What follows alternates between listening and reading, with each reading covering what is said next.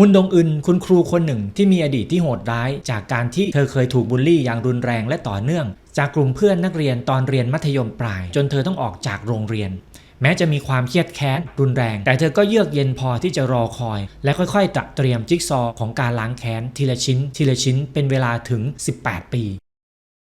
เราจะเห็นหลายๆฉากที่ดงอึนถูกทำร้ายทั้งในด้านคำพูดร่างกายหรือแม้แต่ทางเพศจากสมาชิกแก๊งที่ส่วนใหญ่จะเป็นลูกของผู้มีอิทธิพลในเมืองสิ่งนี้เป็นบาดแผลที่สำคัญที่สุดของดงอึนเลยนะครับจากสถิติของ National Center for Education นะครับประมาณ 20% ของนักเรียนที่มีอายุระหว่าง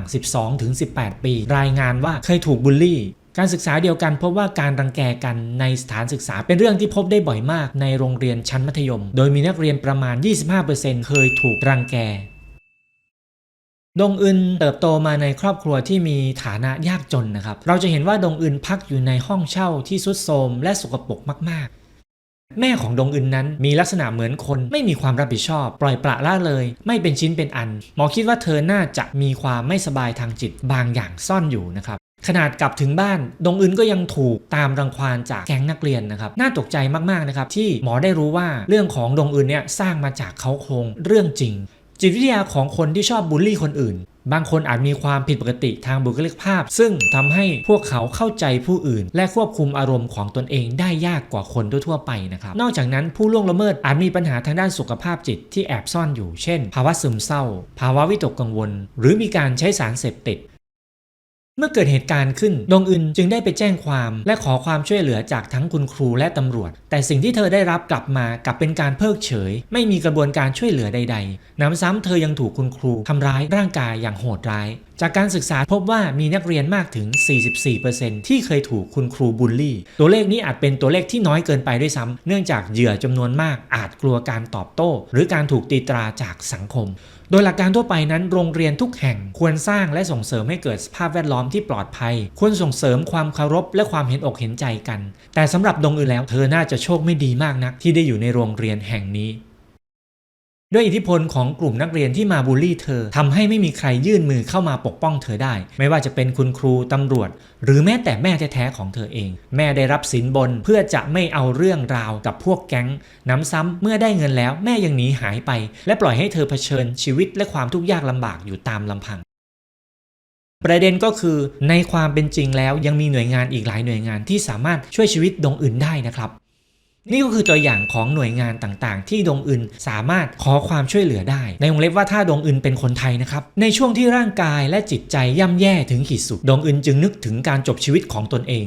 ในซีรีส์เราจะเห็นว่าเธอเคยพยายามที่จะทำมันถึง2 ครั้งครั้งแรกบนตึกต่อมาที่ริมแม่น้ำการบูลลี่สามารถส่งผลร้ายแรงและทำลายสุขภาพจิตของคนคนหนึ่งได้มันสามารถนำพาให้ผู้ถูกกระทำเดินทางไปสู่ปากเหวลึกของชีวิต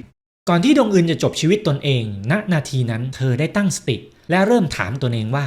ฉันตายแล้วได้อะไรตายแล้วก็ไม่เห็นจะได้อะไรเลยพวกคนชั่วเหล่านั้นมันก็ยังลอยนวลอยู่ดีไม่ใช่เหรอณจุดนั้นเธอจึงได้ล้มเลิกความคิดที่จะจบชีวิตตนเองและเปลี่ยนความซึมเศร้าให้เป็นความเครียดแค้นพยาบาทเธอได้ตั้งเป้าหมายสูงสุดในชีวิตให้เป็นการทำทุกวิถีทางเพื่อที่จะล้างแค้นโดยพุ่งเป้าไปที่การทำลายชีวิตของกลุ่มคนที่เคยทำร้ายเธอเรียกได้ว่าความแค้นคือไฟในการหล่อเลี้ยงจิตใจและชีวิตของเธอก็คงจะไม่ผิดนะครับในทางจิตวิทยาความรู้สึกโกรธและความปรารถนาที่จะแก้แค้นเป็นการตอบสนองต่อความเจ็บปวดและความอัปยศอดสูที่เกิดจากการกลั่นแกล้งและอาจเป็นวิธีหนึ่งในการฟื้นความรู้สึกว่าฉันยังมีอำนาจมีพลังและการควบคุมอยู่เมื่อถูกบูลลี่อย่างหนักในที่สุดดงอึนก็ตัดสินใจลาออกจากโรงเรียนต้องทิ้งความฝันที่จะเป็นสถาปนิกและออกมาทำงานรับจ้างหาเลี้ยงตนเองและเราจะเห็นว่าหลังจากนั้นเธอก็ไม่เคยคิดจะทำร้ายตนเองอีกเลยและมีความมุ่งมานะที่จะประสบความสำเร็จในชีวิตทั้งที่ต้องออกมาทำงานอย่างหนักแต่เธอก็ยังเจียดเวลาเพื่ออ่านหนังสือและเรียนกศน.จนจบเป็นคุณครูได้เราจะเห็นผลภายนอกที่สังเกตได้อย่างชัดเจนก็คือแผลเป็นและแผลเรื้อรังตามร่างกายที่ยังต้องรักษาเยียวยาอยู่ผลของการถูกทำร้ายอาจมีผลต่อสมรรถภาพของร่างกายการดำเนินชีวิตรวมไปถึงภาพลักษณ์ที่อาจจะเสียไปแต่รู้ไหมครับสิ่งที่เลวร้ายและน่ากลัวกว่านั้นกลับเป็นบาดแผลที่ไม่สามารถมองเห็นได้ด้วยตาเปล่าแผลเรื้อรังที่ฝังลึกยาวนานสิ่งนี้เรียกว่าบาดแผลทางจิตใจ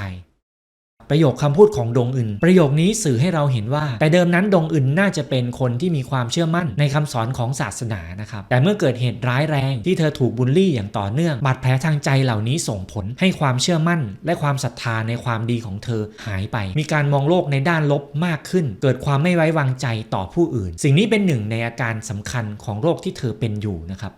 บาดแผลทางใจสามารถทำลายความรู้สึกมั่นคงและความไว้วางใจต่อสิ่งรอบกายได้ทำให้พวกเขามองว่าโลกนี้เป็นสถานที่ที่อันตรายทำให้ยากที่จะมองเห็นด้านบวกของชีวิตฉากหนึ่งที่ดงอึนพูดคุยกับผู้ช่วยของเธอนะครับเธอบอกว่าฉันไม่อยากหัวเราะฉันกลัวว่าถ้าหัวเราะแล้วจะลืมว่ากำลังทำอะไรอยู่สิ่งนี้สื่อให้รู้ว่าแม้จะมีเรื่องดีๆเกิดขึ้นในชีวิตแต่เธอกลับปฏิเสธที่จะมองสิ่งเหล่านั้นนี่คือหนึ่งในผลร้ายของบาดแผลทางจิตใจที่เกิดขึ้นกับเธอนะครับผู้ที่ผ่านเหตุร้ายหลายคนต้องต่อสู้กับอารมณ์ด้านลบต่างๆเช่นความโกรธความกลัวความอับอายและความรู้สึกผิดฉากนี้เป็นฉากที่น่าสนใจมากนะครับเราจะเห็นว่าดงอึนกำลังถูกถ่ายรูปด้วยแฟลชทำให้เธอมีภาพความทรงจำในอดีตผุดขึ้นมาภาพตอนนั้นฉายให้เห็นวันที่เธอถูกทำร้ายคุณครูพยาบาลจึงได้ถ่ายภาพบาดแผลบนร่างกายของเธอไว้โดยการใช้แฟลชอาการเหล่านี้มีคำศัพท์ทางจิตเวชเรียกว่า flashback เป็นอาการที่เหมือนว่าเหตุการณ์ร้ายในอดีตที่เคยเกิดขึ้นมันได้กลับมาเกิดขึ้นอีกครั้งหนึ่งนอกจากนั้นเราจะพบว่าดงอึนอยู่ในสภาพของอาการตื่นตระหนกตกใจกลัวและมีการหายใจสั้นถี่อีกด้วยนักวิทยาศาสตร์พบว่าความทรงจำที่เกี่ยวกับการถูกทำร้ายทำให้เกิดความเปลี่ยนแปลงในสมองส่วนที่เรียกว่าอะมิกดาลาซึ่งเป็นสมองที่ทำหน้าที่เกี่ยวกับการควบคุมความกลัวและอารมณ์ด้านลบต่างๆทำให้บุคคลตื่นตัวและถูกกระตุ้นได้ง่ายจากเหตุการณ์หรือสถานการณ์ที่คล้ายกับเหตุการณ์ที่ประสบมาในอดีตอีกหนึ่งฉากเราจะได้เห็นว่าเมื่อดงอึนได้ยินเสียงคนกำลังย่างเนื้อเป็นเสียงเนื้อที่กระทบบนกระทะเธอก็เกิดอาการตื่นตระหนกตกใจและลนลานเหมือนเสียสติอย่างมากเลยนะครับภาพความทรงจำในอดีตเมื่อครั้งที่เธอถูกทำร้ายโดยที่รีดผมก็หวนกลับคืนมาอาการตื่นตระหนกเกิดขึ้นอย่างรุนแรงจนเธอแทบจะประคองสติไว้ไม่ได้เลยภาพแสดงให้เห็นการรับรู้ที่พร่าเบลอสื่อให้รู้ว่าการรับรู้ของดงอึนถูกรบกวนจากสภาพจิตใจที่ปั่นป่วนภาวะนี้ทางจิตเวชเรียกว่า derealization นะครับซึ่งเป็นสภาวะความเครียดทางจิตอย่างหนึ่งที่เป็นความผันแปรของการรับรู้ผู้ป่วยจะรู้สึกว่าโลกภายนอกมันเหมือนไม่ใช่ความจริงมันเหมือนความฝันอาการนี้พบได้ในผู้ป่วยที่มีความวิตกกังวลอย่างรุนแรงสรุปแล้วดงอึนไม่สบายทางจิตเวชด้วยโรคอะไรกันแน่ก็ค่อนข้างแน่ชัดนะครับว่าสภาวะทางด้านจิตใจและโรคของดงอึนนั้นก็คือ PTSD ซึ่งย่อมาจาก Post Traumatic Stress Disorder โรคนี้คือความผิดปกติทางจิตเวชชนิดหนึ่งที่มีอาการเกิดขึ้นหลังจากที่ได้เผชิญเหตุการณ์ร้ายและส่งผลกระทบกระเทือนต่อจิตใจอย่างรุนแรงโดยเหตุการณ์ร้ายแรงต้องเป็นเหตุการณ์ที่พิเศษไม่ใช่เหตุการณ์ที่เกิดขึ้นได้ในชีวิตประจำวันทั่วๆไปการรักษา PTSD ประกอบด้วยการทำจิตบำบัดการใช้ยาทางจิตเวชหรือทั้งสองอย่างร่วมกันนอกจากนั้นการออกกำลังกายการฝึกสติก็มีส่วนช่วยทำให้โรคนี้ดีขึ้นได้และนี่ก็คือทั้งหมดในวันนี้ถ้าท่านชอบเนื้อหาของช่องก็รบกวนกดไลค์กดติดตามเพื่อเป็นกำลังใจให้เราด้วยนะครับสำหรับวันนี้สวัสดีครับ